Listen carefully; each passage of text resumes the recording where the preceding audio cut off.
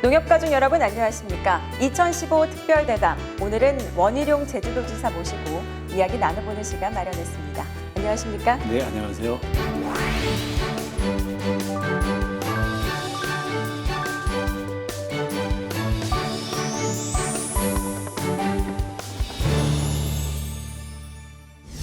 지사님을 부러워하는 분들이 굉장히 많은 것 같아요. 어떤 이유 때문인지 혹시 알고 계신가요? 글쎄요. 뭐 못생겨도 꿋꿋이 웃고 다닌다. 밝은 미소가 굉장히 좋으신데요. 게다가 이렇게 좋은 환경에서 도정 활동을 하신다고 굉장히 부러워하는 분들이 많은 것 같아요. 아유, 그렇죠. 제주도야 누구나 부러워하는 보물섬인데요. 제가 고향에 와서 도지사가 되니까 직장 생활은 좀 힘들어요. 힘드세요? 노동 강도가 너무 셉니다. 하지만 매일 아침 일어나면 한라산, 그 푸른 그 윤곽을 한눈에 볼 수 있으니까 매일 아침 새로운 땅에서 깨어나는 것 같아서 그 재미가 있습니다. 새로운 땅에서 좋은 기운을 많이 받고 있어요. 네, 참 행복하실 것 같은데요. 게다가 앞서 말씀하셨지만 지금 고향에서 도정 활동을 하시게 된 거예요. 네. 남다른 의미가 있을 것 같은데요. 누구는 고향에서 살고 싶어도 살지 못하는 사람도 있고 또 고향에서 또 환영받지 못하는 뭐 여러 가지 이유도 있을 수 있는데 그나마 저는 제주도민들의 기대와 사랑을 받고 고향에서 또 제 소신껏 일할 수 있는 기회가 있으니까 누구나 누리기 힘든 네. 복이죠. 제주가 낳은 희대의 천재다 이런 얘기도 많이 들으셨죠? 소시적에 한 공부한 건 사실인데요. 그렇게 생각하지는 않습니다. 이 방송을 본 또 학부모님들도 많으실 것 같아요. 어떻게 하면 학력고사 수석도 하시고 사법시험 수석도 하시고 공부 잘하는 비결이 있으면 좀 알려주시죠. 저는 어릴 때 부모님으로부터 공부해라라는 소리를 한 번도 들어본 적이 없습니다. 네. 자식들을 믿고 오히려 자식들에게 좋은 경험, 좋은 자극을 주는 쪽으로만 연구를 하시고요. 공부해라 이런 소리 안 했으면 좋겠어요. 공부 막 하려고 하는데 너 왜 공부 안 했냐 이러면은 문 때려치고 그냥 더 공부하고 싶은 마음이 사라지거든요. 스스로 공부하는 습관을 들일 수 있도록. 참 아름답고 살기 좋은 곳 제주. 이곳으로 최근에 귀농 귀촌하는 분들이 엄청 늘고 있어요. 특히 매년 귀촌, 한 예. 13,000명 인구가 계속 늘고 있습니다. 귀촌 증가율이 전국 최대였어요. 지난해에는. 그렇습니다. 예. 좋은 점도 있지만 어려운 점도 있을 것 같은데요. 귀농 귀촌인들에 대한 제주도의 정책 방안이 있습니까? 우선 저희 이주민 지원센터 설치돼 있고 예를 들어서 뭐 정착을 위한 주택 융자라든지 아니면 영농 교육과 영농 지원 이런 것들이 되고 있는데요. 사실은 그런 지원이 중요한 게 아니고 본인들이 정말 좀 준비가 잘 돼 있어야 되고요. 마음이나 생활이 바뀌는 거 아닙니까? 그리고 사실 집 나가면 무슨 고생이라 그러잖아요. 그래서 아무리 이게 멋있고 꿈에 그리는 거지만 사실 준비를 많이 하고 오셔야 될 것 같아요. 어떤 준비를 좀 구체적으로 하면 좋을까요? 우선 농사일 쉽지가 않습니다. 네. 육체적으로도 쉽지가 않고요.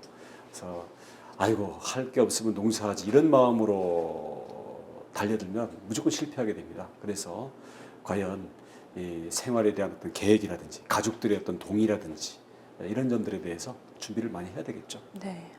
사람들이 몰리고 개발 붐이 일면서 농지를 불법으로 취득하는 경우도 늘고 있는 것 같습니다. 그래서 제주 농지기능관리 방침을 발표를 하셨는데 전국에서 최초였거든요. 어떤 이유 때문이신지. 저희 농지법에 90몇 년도인가 이게 개정이 되면서 직접 경작하는 사람만 농지를 보유할 수 있게 돼 있어요. 예. 그런데 사실은 농사를 직접 짓지 않고 대리인이 짓는다든지 이렇게 해서 많이들 사실은 보유하고 있는 게 공공에 난 비밀이죠. 근데 이제 제주가 최근에 땅값도 너무 많이 올라가면서 막상 농사를 실제로 지으려는 실수요자들이 땅을 구할 수가 없어요. 거기에다가 농지를 구매해서는 이거를 쉽게 전용 허가를 낼 수가 있으니까 농지 명목으로 사서는 쉽게 개발을 해버리고 하다 보니까 난개발이 되면서 우리 청정 자연이 위협받고 있다. 그래서 저희는 새로운 규정을 만든 건 아니고요.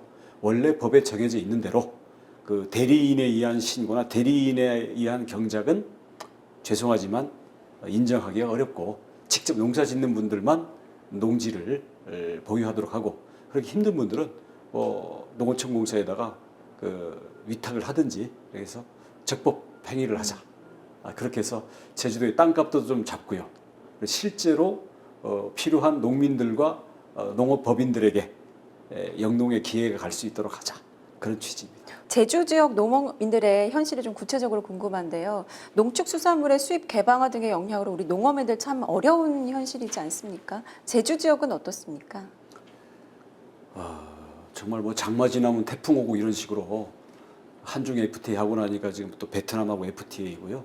그리고 농업 자체가 현재 여러 가지 우리나라의 어떤 물가라든가 이런 수준에 비춰가지고 가격 경쟁력이 지금 많이 없잖아요. 그러면 결국 고품질의 경쟁력으로 갈 수밖에 없는데 그런 면에서 시장은 빨리 변하고 우리 생산자와 특히 유통이 이걸 못 따라잡기 때문에 정말 힘든 상황입니다.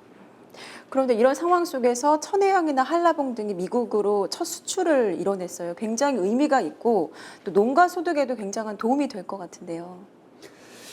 예, 우선 수출이 된다라는 것은 그쪽 소비자 시장에서 인정을 받는 그런 품질이 우리가 도달했다는 거기 때문에 양을 떠나가지고 굉장히 의미가 있는 거고요.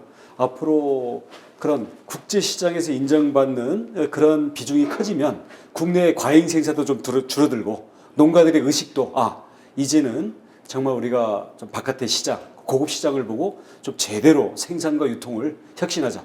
그런 좋은 그런 자극이 될 거라고 생각을 합니다. 제주도의 대표 작물하면 뭐 천혜향, 감귤 이런 감귤류를 꼽을 수가 있는데요. 지난 5월에는 감귤 생산 혁신안에 대해서 발표를 하셨어요. 네. 구체적으로 어떤 내용들이 담겨 있나요? 간단히 말씀드리면 개통 출하를 해서 네. 고품질의 감귤을 생산하고 제값을 받자. 그리고 특히 농협을 중심으로 개통 출하의 비중을 높이게 되면 저희들이 생산과 어떤 출하량에 대한 품질이나 양 그리고 하다못해 뭐 실명제라든지 뭐 포장이라든지 시장의 변화에 우리가 마케팅을 아주 적응을 잘할 수가 있기 때문에 지금 안 그래도 어려운 그런 농산물 가격에 제값을 받을 수 있고 또 자조금을 우리가 형성했다가 시장 상황에서 불가피하게 가격이 폭락하거나 이럴 경우에는 최저 가격도 보장하는 방향으로 가자.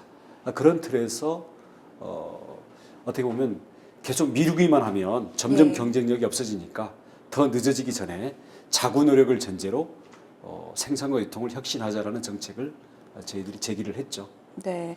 그런가 하면 올해 감귤 상품 규격 5단계가 시행이 되는데요. 이걸 시행하게 되면 구체적으로 어떤 효과가 있는 겁니까? 기존에는 감귤이 한 11단계로 네. 세분이 분류가 되다 보니까 너무 불필요한 사실 크기가 그렇게 결정적으로 중요한 게 아닌데 불필요한 노력들에 따른 낭비가 있었고요. 또 특히 크기가 작은 귤 쪽에서 소비자가 원한다, 아니다, 그거는 뭐 비상품이다 이런 불필요한 논쟁들이 좀 많이 있었습니다. 그래서 저희가 규격을 줄이면서 그 크기가 작은 부분도 저희가 합리적인 수준에서는 상품으로 흡수를 했죠. 네.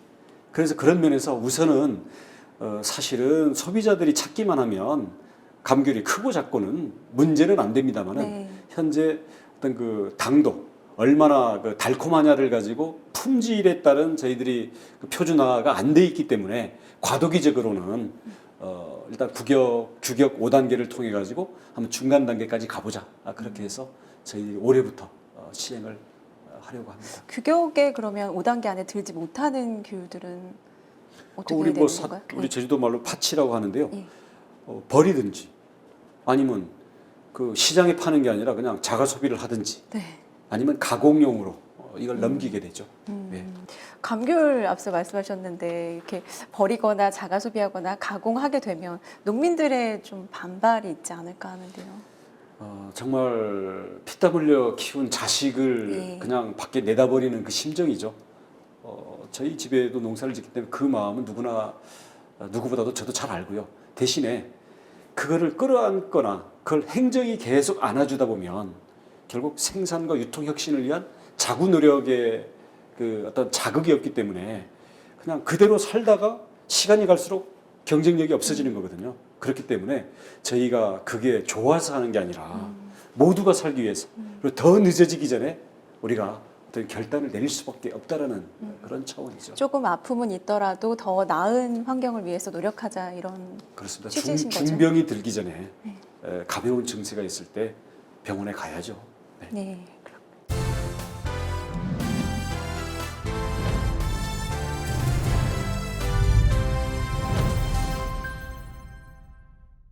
지사님의 주요 공약이 이제 협치 시스템을 구축하는 건데요. 이런 정책들을 시행하다 보면 아무래도 이해관계가 대립할 수밖에 없는데요. 어떻게 다스려 나가시는지요? 아, 협치 정말 어렵습니다. 왜냐하면 집에서 자식들하고 또 아내하고도 사실 생각이 다르면 내가 굽히든지 아니면 중간에서 만나든지 아니면 정말 끊임없이 대화하고 설득해서 같이 하나의 방향으로 가야 되는데 가정에서도 그런데 이해관계가 다르고 생각이 다른 어떤 이런 산업 분야 그러면 더 그게 심하겠죠. 네.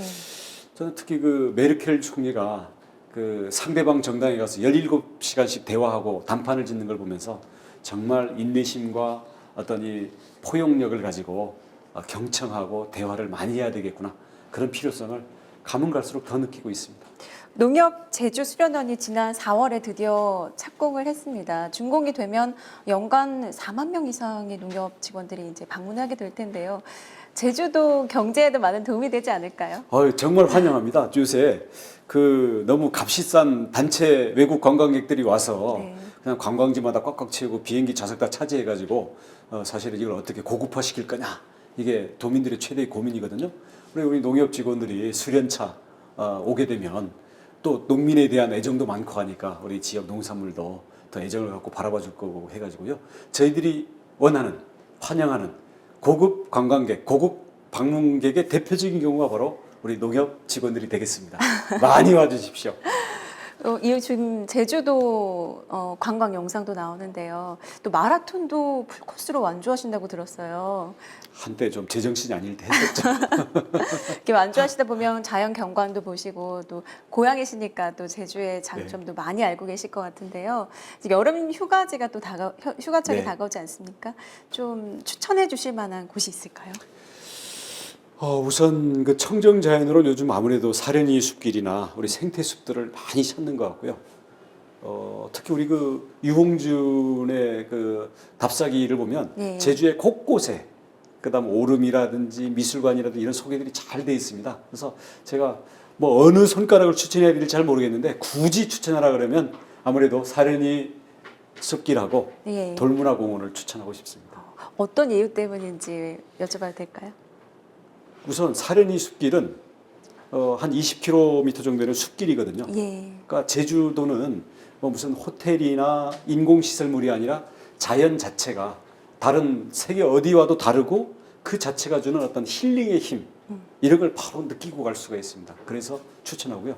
돌문화공원은 인공으로 만든 시설 중에는 제주도다운 특색이 가장 잘 담겨져 있는 그러한 곳이라고 생각합니다. 네, 저도 꼭 한번 방문을 해보겠습니다.